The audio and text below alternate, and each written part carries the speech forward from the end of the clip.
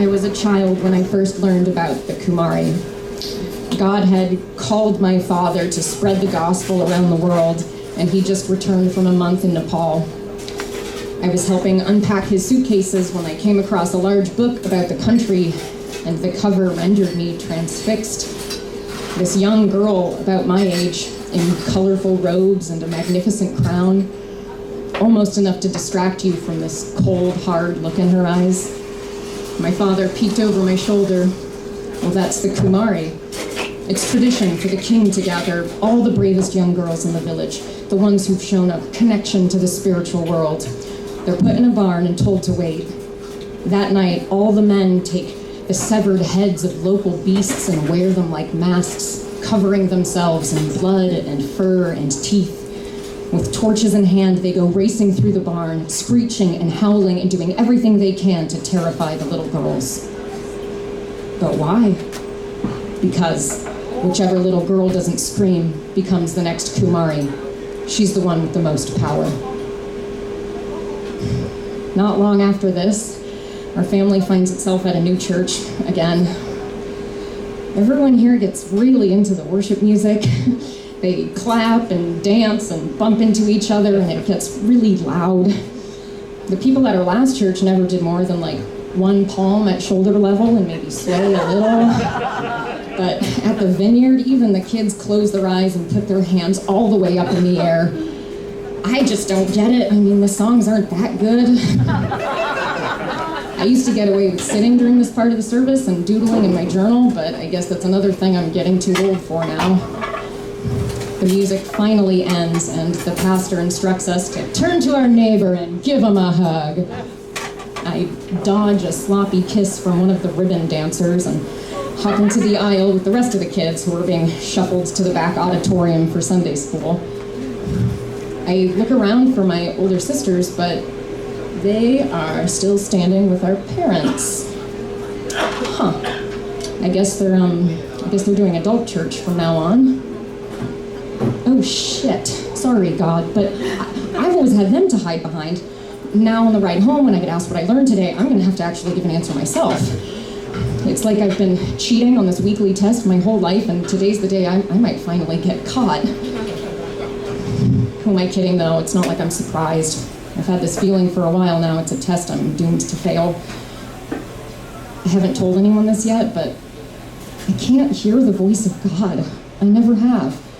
Sitting and writing in my journal is the closest I can get to what it seems like everyone else is feeling, but I don't know. I mean, I look around at these people genuinely worshiping with their whole hearts, and I feel like that one guy in the fairy tale who can't see the emperor's clothes. But no one else seems to be faking it, so I guess it's just me. Last Easter, my sisters each got a copy of this book, I Kissed Dating Goodbye. It's about how true love waits, whatever that means, and I don't know, we should all date Jesus or something? I got a book called Left Behind for kids. It's about the rapture, which is an event my father says could happen any day now, when all the true believers on earth will be sucked back up into heaven, and everyone who didn't make it will only have like 30 days or something to get their shit together.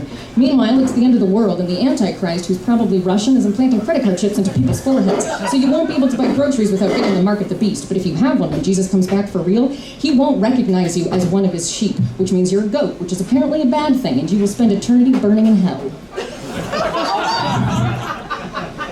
Okay, so just to clarify, my sisters are teenagers and they're always crying about boys or something, and they got a book about dating. Totally makes sense. I'm the youngest, and I never cry about anything. And I got a book about kids who don't believe in God enough, so they wake up one day and their whole families plus half the planet has disappeared and left them behind. It's not hard to figure out why. My parents think I'm gonna miss the rapture and they're trying to prepare me. It's really generous of them, honestly. I mean, this must be super embarrassing for them. So I've been going to bed every night in my jeans just in case. I'm not really sure how or when the rapture's gonna happen, but I don't want to spend the whole apocalypse in my pajamas. A Sunday school teacher shuts the door behind us as a handsome man in a purple sweater makes his way to this low stage at the front of the room. I think he's the guy who normally does our morning announcements. Good morning, children of Christ, and welcome to Maranatha.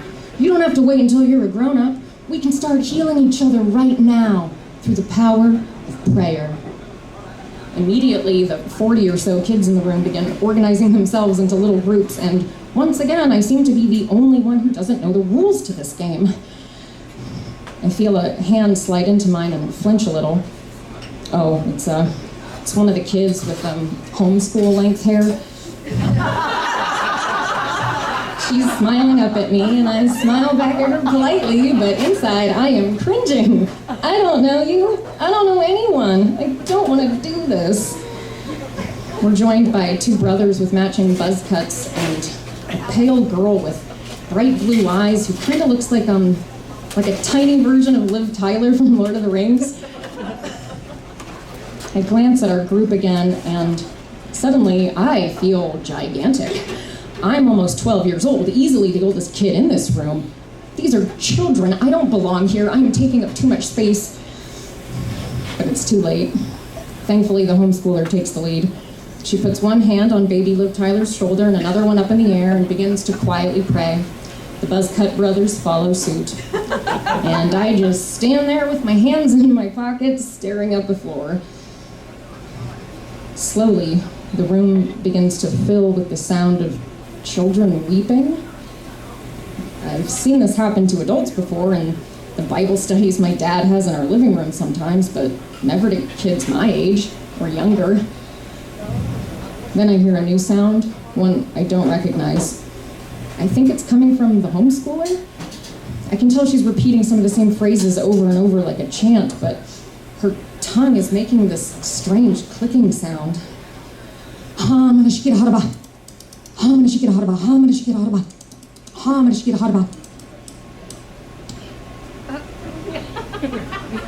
look around the room again and realize a growing number of kids are making this sound now too. It's like listening to a song played backwards. It sounds crooked and broken and dangerous. But another part of me can't help feeling like it's just one more thing I'm missing out on. God, this is like that nightmare where you're in a play, but you don't know any of your lines. What are my lines, God? What am I doing wrong? Something tickles my arm. It's a purple sweater sleeve. Lay your hands on her. Oh, I don't know her that well.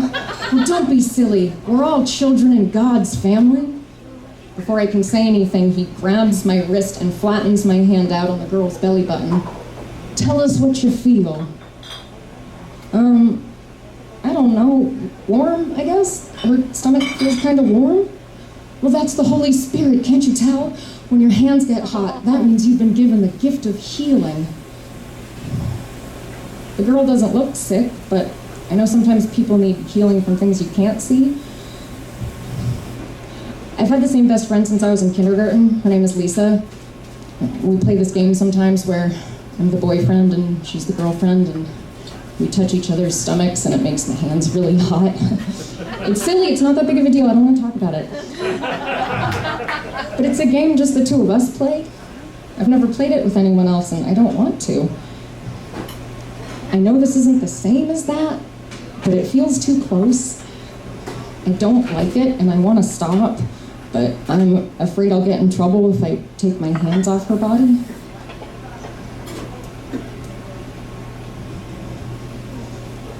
Finally, the man loses interest and makes his way back to the front of the room. For those of you who want to be anointed in the Lord, close your eyes and open your hands. Search your heart for any sin and ask to be forgiven. God so badly wants to overwhelm you with his love. A young boy standing near the front already has his arms outstretched, his round little face smiling up at the ceiling. The man locks eyes on him, approaches, and with 2 fingers taps his forehead. And like a marionette that's had its strings cut, the child instantly collapses. Suddenly, the whole room is clamoring for a taste of this, like we're at a swimming pool and our fun uncle is tossing us up in the air. As kids are hopping up and down, actually begging to be next, the man weaves his way through them, whispers prayers, taps foreheads, and knocks every single fucking one of them backwards, their eyes never so much as fluttering open. Soon there are more bodies on the ground than there are standing. He's getting closer. Part of me wants to laugh. Part of me wants to scream. Part of me really, really wants this to be real. I don't want to be the only muggle in the room. I want to be in on the joke, whatever it is. But I'm nervous. What if I do it wrong? What if it hurts when I fall? What if I don't have enough faith? What if having too many questions means you don't have enough faith? The man stands before me, and I look into his eyes, desperately searching for an answer. Close your eyes. I nod, but my eyes stay wide open. He pushes more firmly than I was anticipating, and instinctively I push back a little. Wait. Is that it? Is that what he's been doing this whole time? Just like physically knocking children over? That can't be right. Remember, search your heart for any hidden sin and ask God to make you clean again. That way, he may enter your body. Now close your eyes. This time, I obey. Okay, you're right. I'm sorry. God, I don't know if you can hear me because you never say anything back, but I know that I've sinned and I'm really sorry. A couple months ago, I was spying on my parents because I wanted to find out what I was getting for Christmas, and I accidentally found out that my brother, the one in college, he's gay. I haven't told my sisters yet, and I'm not going to. They deserve to have a good childhood for a little while longer without having to worry about our brother going to hell. And I know I'm not gay. I mean, I like boys too. Sometimes I kind of wish I was a boy, which is confusing, but everyone at school thinks I am, and I know you know about Lisa. I guess it just got me anxious, which got me thinking. It just doesn't make any sense. None of these rules make any sense, and no one will explain it to me, and it makes me so angry sometimes. So I tried writing about it in my journal, because that's what I do, right? And I wrote that sometimes I wish I was dead. Because at least then I might have a chance of getting to heaven. I'm afraid if I have to stay alive much longer, I'm pretty sure I'm going to go to hell. Or at least get left behind in the rapture, which honestly sounds just as bad. But my parents found it, and it really scared them. They took me out of school in the middle of the day so we could have a talk about it.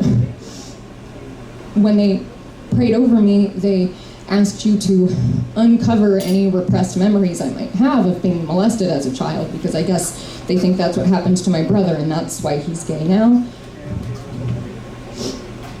But I didn't remember anything. If nothing bad has happened to me, then why am I like this? I'm sorry, God, okay? I'm sorry. I can't stop sinning or stressing people out or getting in the way, and I want to be good. I really do. Please, God, please make me good.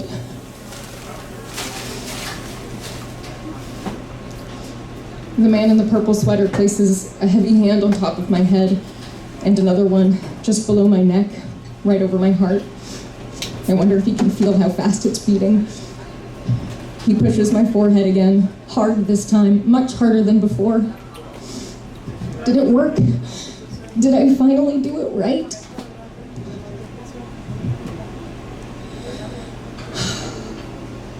Nothing. I'm still standing. The man's hands slide off of me and I feel naked, relieved but ashamed. God, I don't understand. I thought you wanted to overwhelm me with your love. This doesn't feel like love. I don't remember the service ending. I don't remember speaking to anyone or even leaving the sanctuary. The car ride home was quiet, an occasional sniffle from my mom and sisters murmuring about how good and healing the service was for them. But my mind wanders back to the story of the Kumari and the men who mask themselves as beasts in search of the bravest one, the one who does not scream. I wonder what those third world villages that need Jesus so badly would think of our bizarre rituals like Maranatha. But in my experience, churches don't give crowns to little girls whose foreheads push back. They only seem to reward the ones who close their eyes, open their arms, and obey. I've never been one not to scratch an itch. If I see a loose thread, I have to tug at it till the whole thing's come undone. So what happens when I pull on your strings, God? Do you unravel? Are you nothing more than a man in the village trying to make all the children scream? I live in constant fear of being wrong, but for the first time in my 11 years, I'm terrified of being right. But I'm not ready to scream yet. And my family's not ready to hear it. I still need my power, and they still need me to be powerful. For now, all I can do is whisper. Is it true, God? Are you the emperor with no clothes? You, who gave us fig leaves to cover ourselves and taught us the meaning of shame. Have you been naked this whole time?